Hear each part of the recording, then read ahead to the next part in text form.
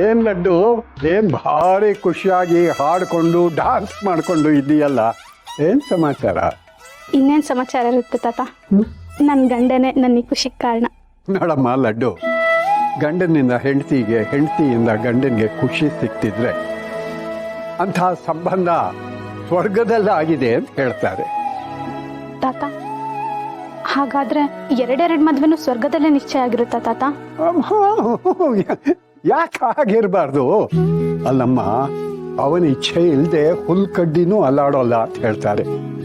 ಅಂಥದ್ರಲ್ಲಿ ಈ ಎರಡು ಮದುವೆನೂ ಅಲ್ಲಿಂದಲೇ ಆಗಿರಬಹುದು.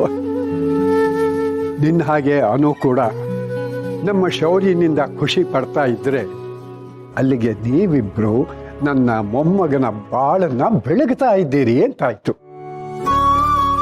ಒಟ್ಟಲ್ಲಿ ನಿಮ್ಮ ಮೂರೂ ಜನದ ಈ ಸಂಬಂಧ ಆ ಭಗವಂತ ಬೆಸ್ದಿರೋ ಬೆಸುಗೆ ಅಮ್ಮ.